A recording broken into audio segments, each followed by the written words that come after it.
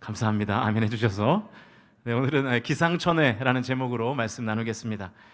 오늘 설교의 제목이 사자성어잖아요. 그래서 사자성어에 대한 이야기를 하면서 설교를 시작하고 싶습니다. 매년 연말이 되면 이 연말 기획으로 교수 신문에 이제 올해의 사자성어가 발표됩니다. 전국 대학에서 가르치시는 교수님들이 보는 신문이 있는 것 같아요. 우리 교단도 한국선교신문 이런 게 있듯이 그런 것 같습니다. 그 신문에서 이제 연말이 되면 한 해 동안 대한민국에서 일어났던 여러 가지 사건과 현상을 종합해서 한 가지의 사자성어를 뽑아냅니다. 그래서 발표를 하는 거죠. 지식의 상아탑으로 불리는 대학에서 가르치는 일을 하는 교수님들이기 때문에 이제 올해의 사자성어가 발표되면 많은 언론이 그 사자성어를 토대로 한 해를 이제 정리하고 논평을 내는 경우들을 많이 봅니다. 작년이죠.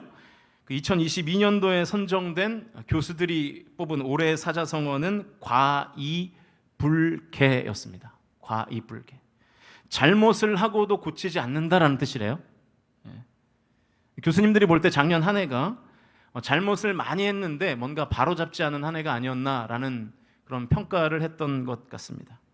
이렇게 사자성어는 한 시대의 단면을 표현하기에 아주 좋은 언어적 도구인 것 같아요. 그래서 저도 오늘 담임 목사로서 사자성어로 성도님들을 축복하고 싶어서 제가 사자성어 하나를 들고 왔습니다. 보여주실래요? 네, 한번 같이 읽어보겠습니다. 시작. 그래도 읽으시는 분들이 계시네요. 대단하십니다. 역시. 네. 발음을 보여주세요. 다시 한번 읽습니다. 시작. 왜 저렇게 자신감 없이 읽으십니까? 뜻을 모르셔서 그러시죠? 제가 뜻을 알려드리겠습니다. 네. 보여주세요. 뜻을 보여주세요. 찾을 방, 연구할 구, 간할쟁, 이치리 이런 뜻입니다. 굉장히 좋은 뜻이에요. 정리하면 다음 화면을 보여주세요. 이런 뜻이 되겠죠? 진리를 연구하고 찾으며 다른 이들에게 그것을 전하다라는 뜻입니다. 반응이 왜 이러죠? 네. 아주 좋은 뜻입니다. 하나님의 말씀을 깨달아서 주변에 모르는 사람에게 그 하나님의 말씀을 전해라 그런 뜻입니다. 뜻을 아셨으니까 옆에 분들 한번 지그시 쳐다보세요. 지그시 쳐다보시면서 이렇게 축복합니다. 방구쟁이 됩시다. 시작. 네, 굉장히 좋은 뜻입니다. 네. 하나님의 진리를 찾아서 그 도를 전하는 저와 여러분 되시기를 주님의 이름으로 축복합니다. 사자성어 얘기를 하다가 좀 멀리 왔는데요. 성도된 우리가 이 성경을 볼 때, 성도된 우리가 또 이 땅을 살면서 하나님의 일하심을 경험했을 때 딱 드는 생각을 사자성어로 정리하면 저는 오늘 설교 제목인 것 같습니다. 기상천외라는 사자성어죠. 기상천외라는 사자성어의 뜻을 잘 아시죠? 상상조차 할 수 없는 독특하고 창의적인 생각이나 아이디어를 우리가 경험할 때 야, 참 그거 기상천외하다 이렇게 표현합니다. 여러분, 하나님의 일하심이 정말 그렇지 않습니까? 하나님은 정말 기상천외한 분 아니신가요? 홍해를 가르시겠다는 생각을 그 어떤 존재가 할 수 있겠습니까? 이스라엘의 승리를 위해서 태양을 멈추시는 것을 그 어떤 존재가 감히 상상이나 하겠습니까? 한 아이를 두고 진짜 엄마와 가짜 엄마가 싸울 때 아이를 반 갈라서 나눠 가지라는 판결을 누가 내릴 수 있겠습니까? 그 말을 한 사람은 솔로몬이지만 사실은 그 말을 하게 한 존재는 하나님이시잖아요. 예수님께서 십자가에 달리셔서 우리의 죄를 이제 담당하실 때 예수님은 완전한 신이셔야 했습니다. 그리고 또 완전한 인간이셔야 했죠. 그래서 하나님께서 생각해낸 기상천외한 그 아이디어가 뭡니까? 그게 동정녀 탄생이잖아요. 이 동정녀 탄생은 남자를 경험하지 않은 여성의 아주 신적인 탄생인 동시에 여성의 몸을 통한 탄생이라는 아주 인간적이고 정상적인 탄생이잖아요. 이런 생각을 감히 누가 하겠습니까? 하나님이나 하실 수 있는 생각이죠. 우리는 교회만 오면 이 동정녀 탄생 이야기를 들으니까 이 사건이 얼마나 기상천외한 사건인지에 대한 감이 없습니다. 사도신경의 동정녀 탄생 이야기가 나오니까 그냥 우리는 달달 외우면서 그냥 그렇구나, 너무나 당연한 일처럼 여기는 것이죠. 근데 여러분, 오늘 본문에도요 하나님의 기상천외가 등장합니다. 그런데 그냥 성경을 읽으면 전혀 그 하나님의 기상천외함이 드러나지 않아요. 하나님이 어떤 기상천외한 일을 행하셨는지를 전혀 알 수가 없습니다. 성경의 내용도 많이 알아야 되지만 오늘 본문을 잘 해석하려면 고대 근동의 문화도 알아야 되고요. 또 이스라엘의 지리도 알아야 됩니다. 그래야 이제 오늘 본문의 진면목이 보이거든요. 그래서 제가 오늘 설교의 컨셉을 생각해 보니까 이런 컨셉을 잡고 왔어요. 약간 일타 강사 컨셉으로 오늘 설교를 해볼까 합니다. 요즘 일타 강사가 이슈지 않습니까? 그래서 일타 강사가 되어서 오늘 본문이 말하는 정확한 바를 짚어드리겠습니다. 그런데 좀 안타까운 소식이 있어요. 설교가 조금 깁니다. 설명을 좀 많이 하려다 보니까 설교문이 좀 길어졌어요. 이해해 주시기를 바라고요. 지난주 설교가 좀 짧았던 거 아시죠, 여러분? 나가실 때 당황하셨죠? 예배가 너무 빨리 끝나가지고 지난주에 저도 무슨 정신으로 했는지 몰라가지고 예배가 1시간도 안 지나게 끝났더라고요. 한 50분에 끝난 것 같아요, 예배가. 그래서 지난주에 설교를 조금 벌충하는 의미로 오늘 설교는 제가 조금 더 시간을 길게 했으니까 양해해 주시기를 주님의 이름으로 축복합니다. 또 배고프다고 막 이렇게 하지 마시고요. 본문을 읽고 말씀을 나누겠습니다. 사사기 4장 15절 말씀 읽겠습니다. 시작. 그의 온 군대를 칼날로 혼란에 빠지게 하시매 시스라가 병거에서 내려 걸어서 도망한지라. 오늘 좀 내용이 좀 많으니까 제가 좀 말을 빨리 할 겁니다. 그러니까 정신 바짝 차리시고 잘 따라오십시오. 이 본문에 대한 줄거리는 제가 조금 이따가 설명해 드리기로 하고요. 일단 15절 말씀만 보고 어떤 상황인지를 한번 파악해 보시죠. 일단 병거, 군대, 칼이라는 단어가 나오는 것으로 봐서는 전쟁의 상황인 것이 분명해 보입니다. 또 도망이라는 단어도 나오고요. 그런데 이 도망이 굉장히 이상하고도 재미있는 도망입니다. 이 시스라라는 사람이 오늘 본문에서 어떻게 도망했다고 성경이 말씀하고 있습니까? 병거에서 일단 내려서 도망했습니다. 그리고 어떻게 도망했어요? 걸어서 도망했어요. 병거에서 내려서 이 걸어서 도망했다는 표현은 도무지 사실은 이 도망이라는 단어와 어울리지 않는 표현입니다. 우리가 이해할 수 없어요. 여러분 병거가 뭔지 아시죠? 제가 사진을 하나 준비했습니다. 보여주시면 저게 병거예요. 고대의 아주 강력한 무기 중에 하나였습니다. 쉽게 말하면 말 두세 마리가 리어카를 끌고 다니는 그런 무기입니다. 그리고 그 리어카에 두세 사람이 칼이나 활을 들고 타요. 그래서 돌아다니면서 칼로 베고 활로 쏴서 적군을 죽이는 것입니다. 당시의 병거는 오늘날로 말하면 거의 탱크급입니다. 굉장히 강력한 무기였어요. 그런데 이 시스라라는 사람이 그 병거에서 내려서 도망갔다는 거예요. 그것도 뛰어서 도망간 게 아니라 어떻게 해요? 걸어서 도망갔어요. 도망가는 사람이 여러분 걸어서 도망가는 모습을 한번 상상해 보십시오. 이상하죠? 전혀 상식적이지 않습니다. 시스라가 효과적으로 도망할 수 있는 가장 좋은 방법은 그냥 그 타고 있는 병거를 타고 도망가는 거예요. 왜냐하면 말이 사람보다 훨씬 빠르기 때문이죠. 그런데 일단 병거에서 내렸습니다. 뭐 전쟁 중이니까 병거가 고장나서 내렸다고 볼 수도 있겠죠. 그런데 걸어서 도망갔다는 표현은 전혀 이해가 안 되는 대목입니다. 지금 칼이 난무하는 그런 전투의 현장인데 도망가야 하는 처지에 있는 사람이 걸어서 도망을 간다? 상식적이지 않습니다. 정상적이지 않아요. 이 시스라의 도망은 굉장히 정상적이고 비상식적인 도망입니다. 자, 여기까지는 이해가 잘 되시죠? 이해가 되세요? 대답을 해주셔야 다음 진도가 나갑니다. 자, 이제 오늘 배경을 설명하겠습니다. 여러분이 가지고 있는 성경을 보시면 사사기 4장의 앞에 표제어가 붙어 있는데 뭐라고 되어 있는지 한번 확인해 보세요. 한번 같이 읽어보실까요? 시작.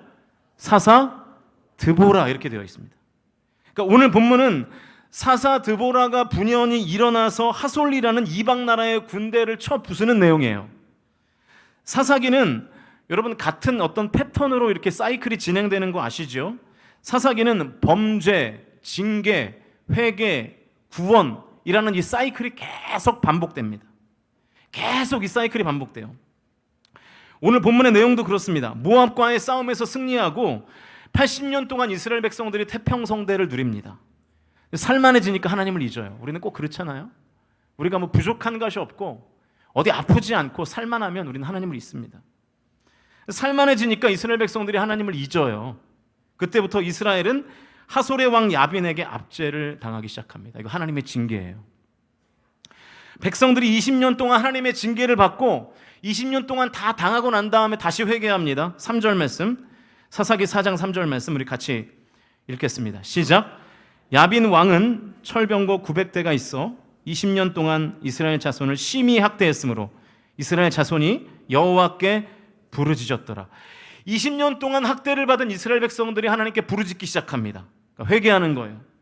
하나님은 백성들의 회개의 외침을 들으시고 외면하지 않으시고 대면하셔서 반응하십니다. 4절 말씀 같이 읽어보죠. 시작. 그때에 랍비돗의 아내 여선지자 드보라가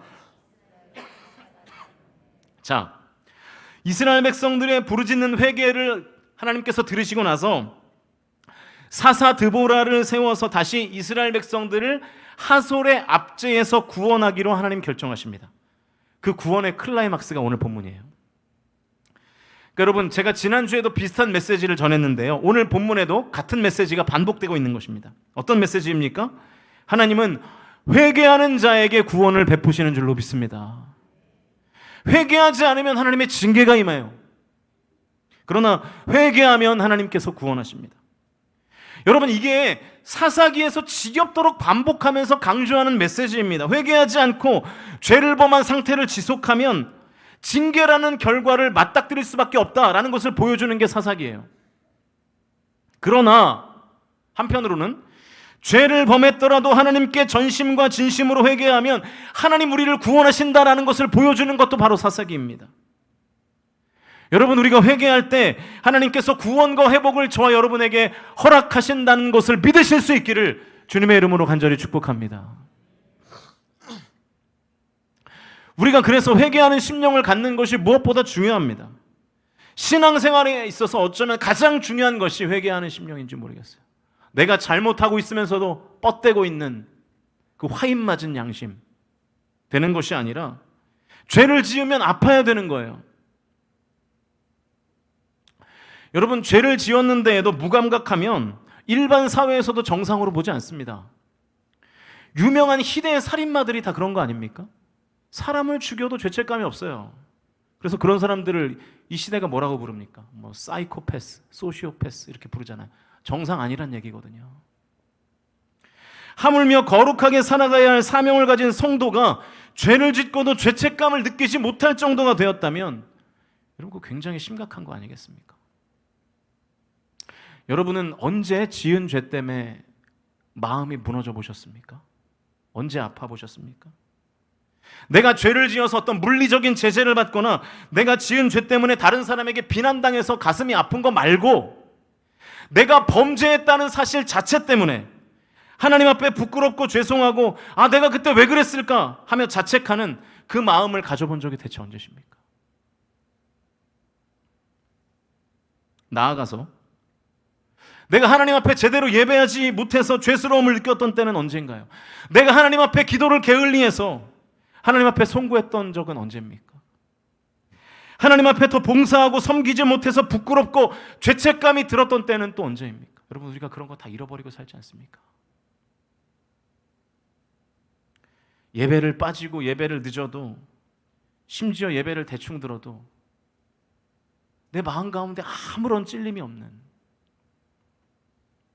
아니 어떻게 하면 더 예배를 잘 안 드릴 수 있을까를 연구하는, 그것이 지금 우리의 신앙 상태는 아닌가요?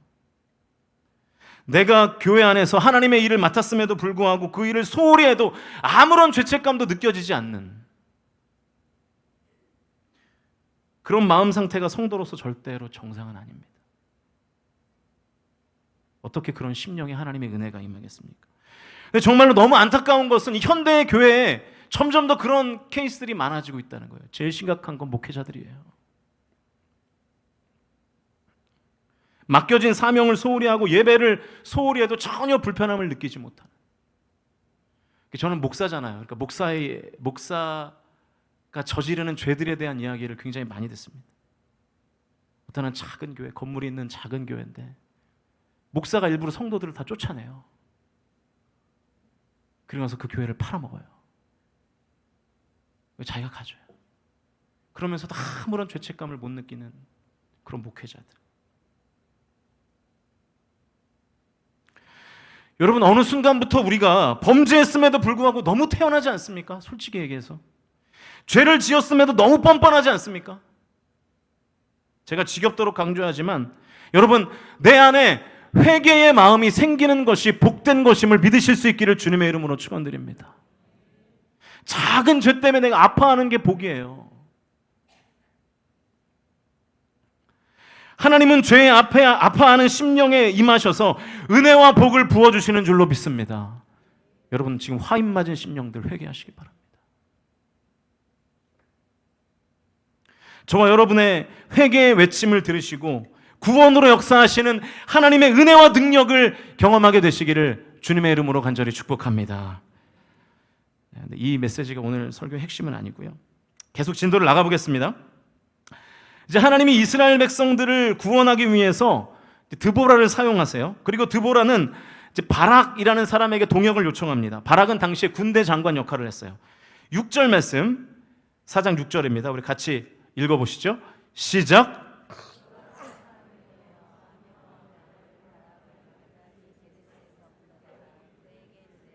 이스라엘 하나님 여호와께서 이같이 명령하지 아니하셨느냐? 너는 납달리 자손과 스불론 자손 10,000명을 거느리고 다볼산으로 가라. 이 드보라가 하솔 군대를 진멸하기 위해서 이제 작전을 짜는데, 우리 군대가 다볼산에 올라갔다는 소식을 들으면 이 하솔의 군대, 그러니까 많은 병력과 900대의 병거가 이 하솔 군대가 그 산 밑에 진을 칠 거라고 예상을 했던 것입니다. 그리고 그 예상이 적중합니다. 13절 말씀 읽습니다. 시작. 시스라가 모든 병거 곧 철병거 900대와 자기와 함께 있는 모든 백성을 하로셋 핵고임에서부터 기손강으로 모은지라. 자, 이제 여기부터는 좀 이스라엘 지리를 아셔야 돼요. 이스라엘 지리를 아셔야 이 4장 15절 말씀을 정확하게 이해할 수 있습니다. 그래서 제가 지도를 준비했는데 보여주세요. 지도에서 이 초록색 동그라미가 있는 부분이 다볼산입니다. 다볼산 찾으셨습니까? 저기에 지금 이스라엘 군대가 올라가 있는 거예요. 다볼산은 해발 한 560m 정도 되는 산이었습니다. 그리고 그 다볼산에서 왼쪽 끝까지 가보시면 빨간색 동그라미로 기손강이라고 되어 있어요. 보이세요? 그리고 기손강에서 다볼산까지 이렇게 연결되어 있는 파란색 선이 이 기손강이 흐르는 물줄기를 의미합니다. 이 기손강을 따라서 펼쳐져 있는 평화가 있는데 가운데 네모 박스를 제가 해냈습니다. 뭐라고 되어 있습니까? 이스라엘 평원이라고 되어 있죠. 저기가 이제 평야예요, 평야. 여기가 이제 핵심인데, 이 기손강과 이스라엘 평원을 지리적으로 잘 알아야 우리가 4장 15절 말씀에 이 숨겨져 있는 굉장히 많은 메시지들이 숨겨져 있는데 이 메시지를 해석할 수 있습니다. 그리고 이 4장 15절에 나오는 이 시스라의 비정상적이고 비상식적인 도망의 의미를 파악할 수 있고, 그 이면에 숨겨져 있는 기상천외한 하나님의 기적을 우리가 깨달을 수 있어요. 자, 지금 900대의 병거를 거느린 이 어마어마한 병력들이 지금 이스라엘 평야에 진을 치고 있어요. 이스라엘 백성들의 다볼산에 있습니다. 그리고 바락과 10,000명의 군대가 지금 다볼산에 지금 진을 치고 있는 거예요. 하솔의 군대는 병거 900대를 앞세우고 있습니다. 그러니까 대단한 병력이죠. 병력의 수도 상대가 되지 않을 정도로 많았어요. 반면에 이스라엘 백성들은 병거는 한 대도 없었고요. 군인도 10,000명이었습니다. 물론 자처에서 올라간 것이긴 하지만 비교 불가의 병력과 900여도의 병거를 거느린 하솔의 군대가 넓은 평화에서 진을 치고 있고요. 그러니까 마치 지금 이스라엘 백성들은 산에 갇힌 것처럼 지금 그런 형국이 되어버린 것입니다. 그러니까 내려오면 다 죽는 거예요. 이렇게 엄청난 병력을 가지고 있었던 하솔이라는 나라의 왕이 야빈이고요. 그 군대의 군대 장관이 오늘 본문의 시스라입니다. 그런데 대체 이 하솔은 이 유리한 전투에서 어떻게 졌는가 하는 거예요.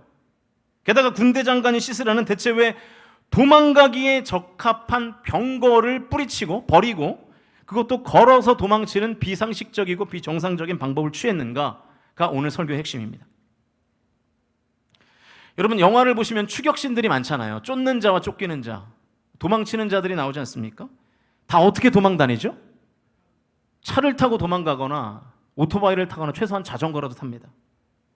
그리고 걸어 두 발로 도망가야 된다면 어떻게 도망가죠? 뛰어서 도망갑니다. 그러니까 도망에서 가장 중요한 요소가 뭐기 때문이에요? 스피드이기 때문입니다. 도망에서 스피드가 생명이죠. 그런데 지금 시스라는 차도 버리고요, 오토바이도 버리고 뛰지도 않고 지금 걸어서 도망가는 거예요. 그러니까 이상한 비정상적인 도망입니다. 제가 이 이야기를 해드렸는지 모르겠는데 친구 2명이 등산을 가다가 맹수를 만났습니다. 큰일이 난 거예요. 잘못하면 죽습니다. 그때 갑자기 두 친구에게 속담이 떠올라요. 호랑이 굴에 들어가도 정신만 바짝 차리면서 산다. 이 속담이 떠오르면서 둘이 눈빛을 교환합니다. 한 친구가, 사실은 뭐 이 정도면 이제 친구가 아니고 동지죠. 동지가 한 옆 동지에게 속으로 하나 둘 셋을 세면 우리가 뒤도 돌아보지 않고 그냥 무조건 도망가는 거야. 속삭입니다. 그러다가 이 말을 한 동지가 갑자기 두려움에 사로잡혀가지고 옆에 있는 동지에게 다시 속삭이는 거예요. 야, 근데 우리가 저 맹수보다 빠르게 뛸 수 있을까? 왜냐하면 도망에는 스피드가 생명이니까요. 빨리 뛰어야 되니까. 그런데 아무리 생각해봐도 저 맹수보다 빨리 뛸 자신이 없는 거예요. 그렇게 떨리는 목소리로 옆 동지에게 막 이렇게 위로를 구하고 있는데 그 말을 듣고 있는 동지는 미동도 안 합니다. 생각하죠. 아, 제가 나보다 더 긴장하고 있나 보다 하고 있는데 옆 동지가 운동화 끈을 고쳐매면서 이렇게 말하는 거죠. 아니야, 저 맹수보다는 빠를 필요 없어. 너보다만 빠르면 돼. 그랬다는 거예요. 1부 때보다는 잘 알아듣시네요. 예. 무슨 얘기예요? 네가 잡아먹히면 된다, 그 얘기예요. 나만 도망가면 된다. 예. 그러려면 어떻게 해야 되죠? 뛰어야죠. 스피드. 그런데 지금 이 전투에서 패배한 군대 장관 시스라는 걷고 있습니다. 왜 그랬을까 대체? 이해가 안 돼요. 왜 그 많은 병력과 900대의 병거를 거느린 하솔 군대는 전쟁에서 패했으며 군대 장관 시스라는 왜 병거를 버리고 또 걸어서 도망쳤을까? 여러분, 전쟁에서 진 것도 이상하지만 이거 예상 가능합니다. 누가 이기게 하셨을까요? 하나님이 이기게 하셨습니다. 이스라엘 백성들의 전투력으로는 절대 못 이겨요. 하나님의 도우심으로 이긴 거죠. 성경에 보면 적은 병력으로도 하나님의 도우심으로 큰 군대를 이긴 수많은 사건들이 나오지 않습니까? 그러나 이 시스라가 병거를 버리고 그것도 걸어서 도망친 것은 도무지 이해가 안 됩니다. 해석이 안 돼요.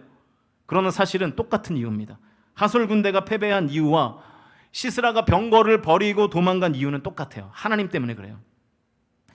하나님이 신적 권능을 사용하셔서 이스라엘의 지리적인 특성을 이용하셨기 때문입니다. 하나님의 능력과 지혜로 하나님께서 기상천외한 전략을 사용하셔서 그 막강한 병력을 갖춘 하솔 군대가 순식간에 패배한 것이고 군대 장관인 시스라도 병거에서 내려서 걸어서 도망갈 수밖에 없는 상황을 하나님 만드신 거예요. 자, 다시 한번 지도를 한번 띄워주세요. 여러분 잘 암기를 해보십시오. 기손강이 흐르는 루트를 보세요. 그리고 시스라 군대의 진격 루트도 한번 보시고요. 지금 갈멜산 쪽에서 갈멜산과 무깃돈 사이에서 이스라엘 평원 쪽으로 기손강을 지금 건너서 다볼산으로 가야 되는 그런 상황입니다. 내려주세요. 이제 먼저 이 기손강의 지리적인 특징을 보시면 기손강은 우리가 일반적으로 말하는 사시사철 물이 있는 강이 아닙니다. 우리 울산에 태화강이 있는데 태화강은 사시사철 물이 안 마르죠. 그런 강이 아니에요. 이 기손강은 영어로 하면 와디라고 부르는데 와디가 뭐냐면 우기 때는 강이고요. 건기 때는 그냥 마른 땅이 돼요. 잘 아시겠지만 이스라엘은 겨울에만 비가 옵니다. 11월에서 많게는 3월까지만 비가 와요. 그래서 11월, 그러니까 우기의 초기에 내리는 비를 뭐라 그래요? 이른 비. 우기가 끝나는 지점에 내리는 비를 뭐라 그럴까요? 늦은 비 이제라고 부르는 거죠. 그 뒤로는 비가 거의 오지 않습니다. 그때부터 이제 건기가 시작되는 거예요.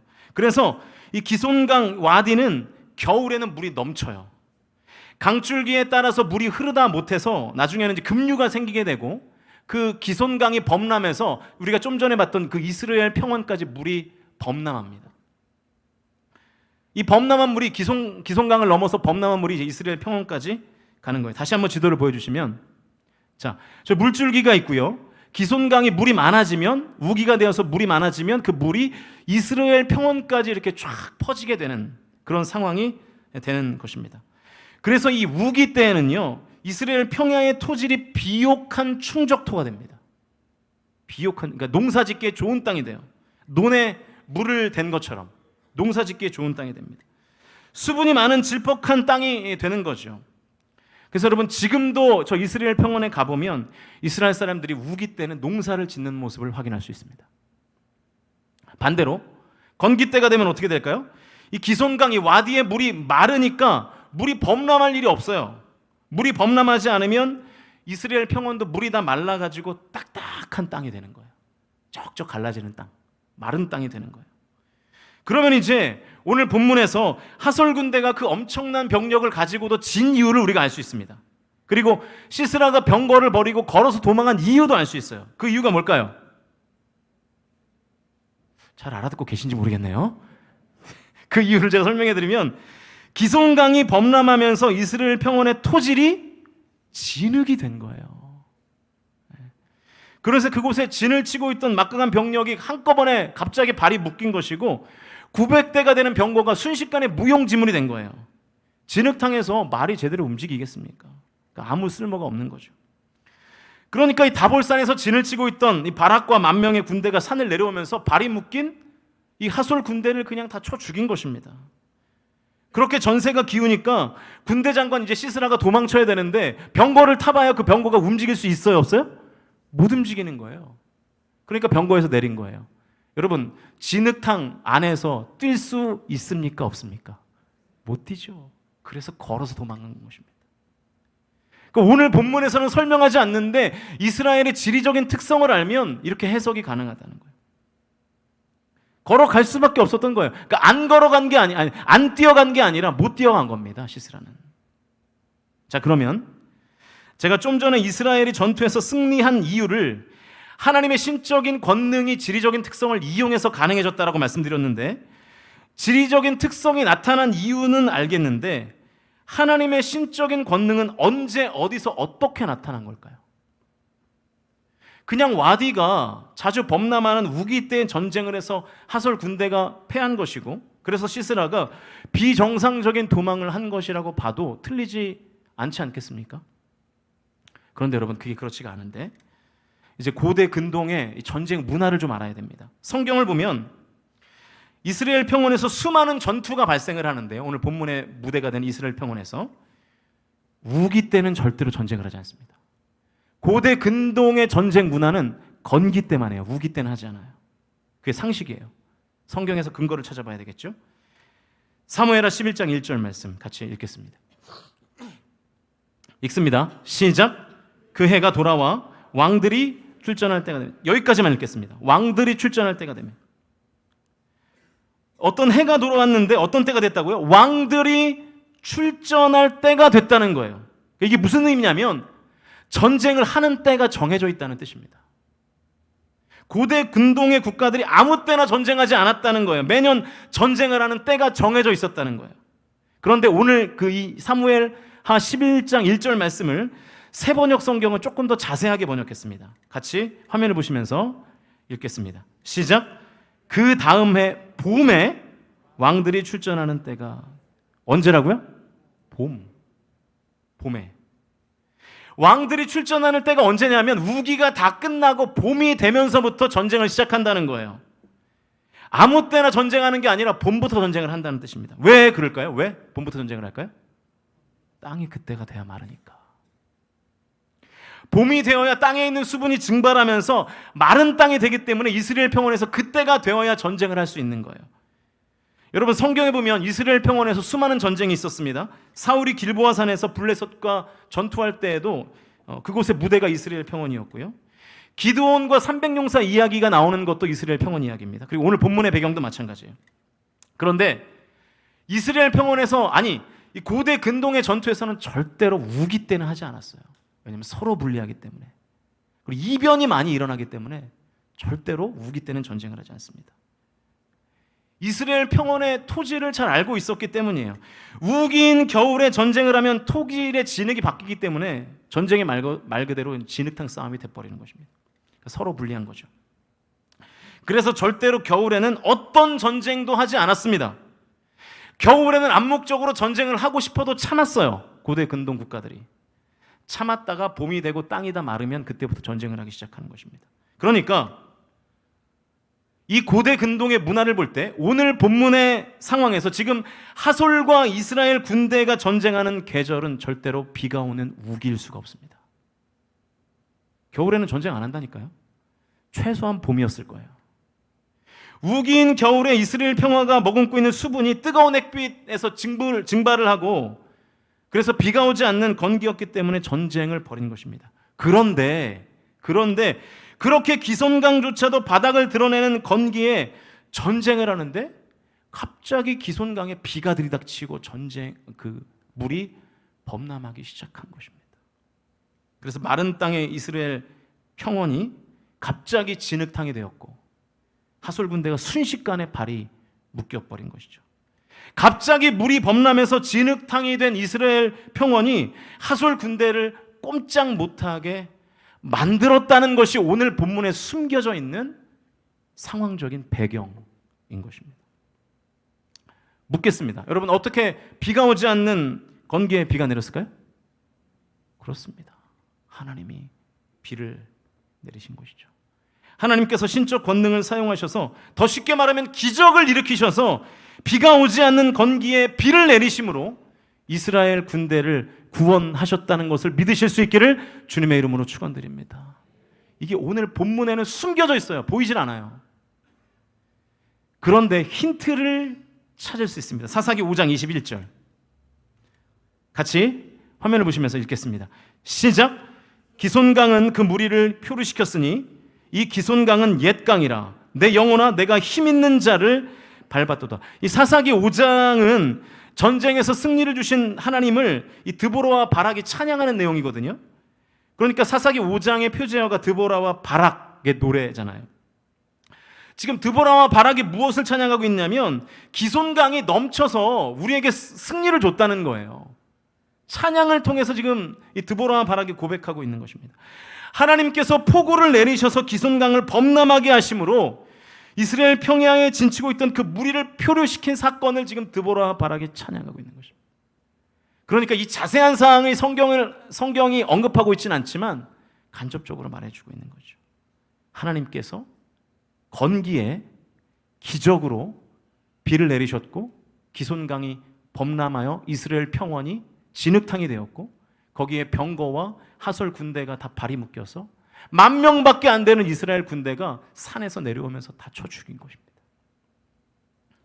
하나님의 기상천외한 사건이 오늘 본문에 기록되어 있는 것이죠.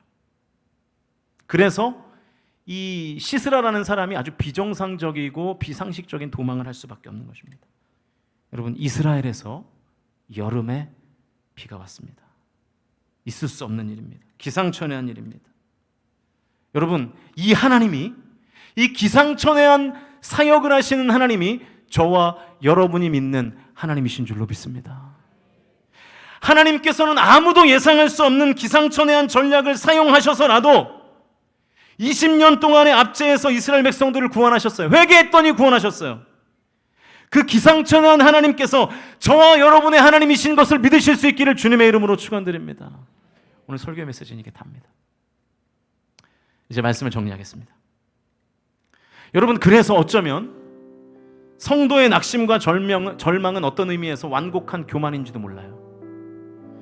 하나님 앞에서 목을 뻣뻣하게 세우는 교만은 아닐지 몰라도 하나님의 능력을 과소평가하는 완곡한 소극적인 교만이 바로 낙심과 절망입니다. 우리가 왜 절망합니까? 여러분, 왜 낙심하나요? 고난이 찾아왔을 때 내가 아무리 생각해봐도 방법이 없거든요. 그때 우리는 낙심하고 절망하잖아요. 전능하신 하나님을 온전히 믿지 못하는 것입니다.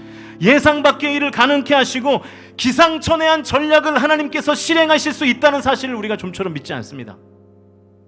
그래서 낙심하는 거예요. 하나님이라고 뭐 별 수 있겠어? 지금 이 상황에 하나님 무슨 일을 하실 수 있겠어? 라고 생각하는 거죠. 그래서 낙심하고 절망하는 거 아니겠습니까? 그러나 오늘 하나님은 우리에게 분명히 이렇게 말씀하십니다. 너의 생각으로는 안 될 것 같은 그 일을 나는 할 수 있다. 너희들은 전혀 예상하지 못하는 일을 나는 할 수 있다. 너희들이 상상할 수 없는 그 일을 나는 할 수 있다. 할렐루야. 우리가 믿는 하나님은 우리의 예상을 뛰어넘는 분이시고 우리가 믿는 하나님은 기상천외한 신적 권능을 가지신 분이고 우리가 믿는 하나님은 역전의 명수이시고 우리가 믿는 하나님은 안 되는 것도 되게 하시는 하나님이신 줄로 믿으실 수 있기를 주님의 이름으로 축원드립니다. 그게 오늘 본문의 메시지예요. 성경의 수많은 이야기가 다 그런 거 아닙니까? 물을 어떻게 포도주로 바꾸나요? 태양을 어떻게 멈추게 합니까? 성경이 다 그 이야기를 증명하고 있습니다.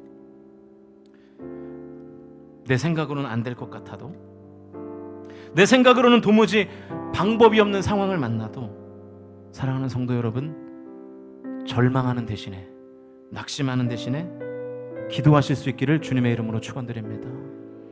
절망과 낙심은 인지상정이긴 하지만 그 완곡한 성도로서의 교만입니다. 왜냐? 하나님은 기상천외한 능력을 가지고 계시기 때문입니다. 하나님 전능하시기 때문이에요. 여러분, 어떤 상황을 만나도 포기하지 않기를 축복합니다. 절망과 낙심을 기도로 돌파하십시오. 기도로 절망을 부셔버리고 기도로 포기시키시는 저와 여러분의 기백이 있기를 간절히 소망합니다.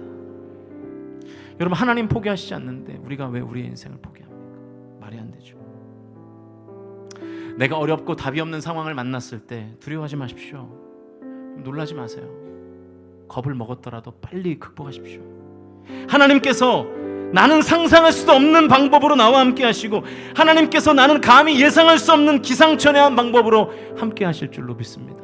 여러분, 건기 때 비 내려서 기송강을 범람하게 하실 것을 누가 상상이나 했겠습니까? 여러분, 그 하나님께서 저와 여러분의 산성이 되시고 저와 여러분의 요새가 되시고 저와 여러분의 소망이 되신다는 것을 믿으실 수 있기를 주님의 이름으로 간절히 축원드립니다.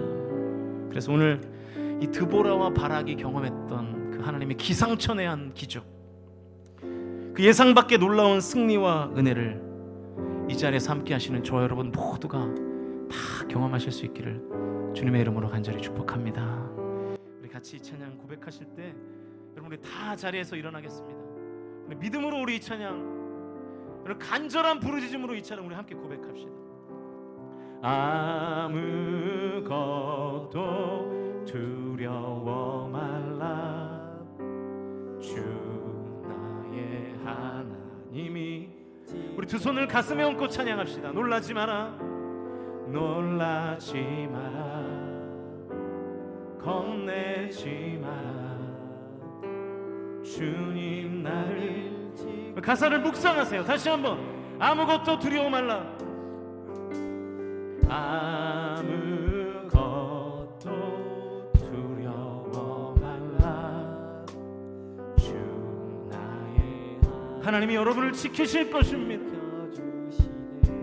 놀라지 마십시오. 겁내지 마십시오.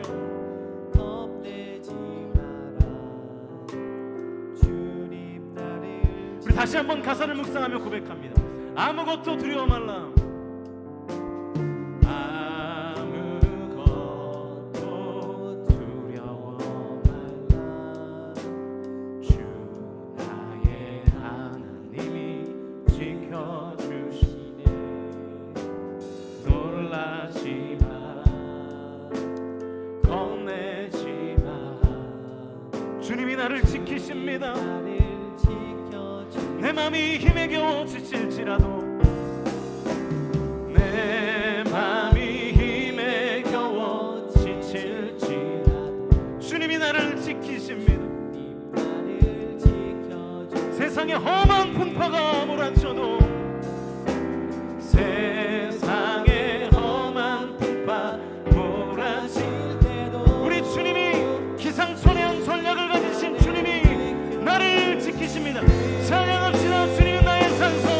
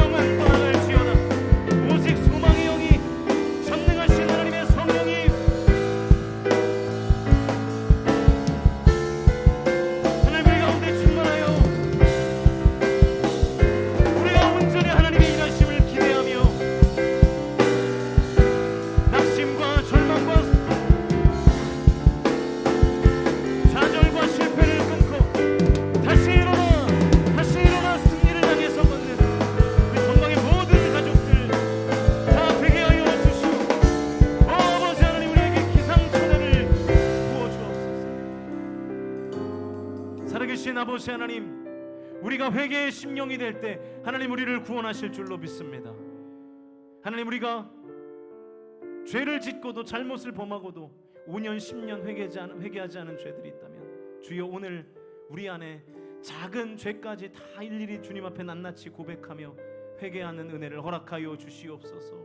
그래서 20년간 압제받았던 이스라엘 백성들을 구원하신 그 하나님을 우리도 오늘 이 삶의 현장에서 경험케 하여 주시옵소서. 하나님, 혹시 이 자리에 낙심의 상황, 절망의 상황, 도무지 답이 없는 상황들 때문에 하나님이 신음하며 눈물 흘리고 괴로워하고 마음을 찢는 성도들이 있지 않습니까? 주님, 하나님께서는 건기 때에 비를 내리심으로 기손강을 범람케 하셔서 이스라엘을 구원하셨던 것처럼 하나님께서 우리가 회개하여 주님 앞에 돌아올 때 하나님 기상천외한 전략으로 답이 없는 상황에서도 답을 만들어 주실 줄로 믿습니다. 아버지 하나님, 우리가 늘 하나님의 전능하심을 의심하지 않고 낙심과 원망과 절망과 실패의 자리를 끊고 주님 앞에 기도함으로 소망을 두는 온전한 성도로서의 삶을 살게 하여 주시옵소서. 우리 교회에 속한 모든 가정들에 있는 절망의 영은 나사렛 예수 그리스도의 이름으로 명하노니 떠나갈지어다. 모든 실패의 영은 떠나갈지어다. 모든 낙심의 영은 떠나갈지어다. 모든 질병의 영은 떠나갈지어다. 모든 의심의 영은 떠나갈지어다. 오직 우리 교회에 속한 모든 가정에 예수 그리스도의 영만 충만케 하여 주시옵소서. 우리가 믿음으로 살고 말씀으로 살고 성령으로 일어나는 우리 모든 성도들 되게 하여 주시옵소서. 이제는 예수 그리스도의 구속의 은혜와 아버지 하나님의 다함없는 사랑과 성령님의 감동, 감화, 교통인도 충만대주하심이 기상천외한 전략으로 이스라엘 백성들을 구원하셨던 그 하나님을 나의 하나님으로 믿고 답이 없고 문이 없는 상황 가운데 처절하게 몸부림치는 성도들의 삶에 임하기를 간절히 결단하며 주님 앞에 나아가는 성도들의 삶 가운데 이제부터 영원토록 함께 하시기를 간절히 축원하옵나이다. 아멘.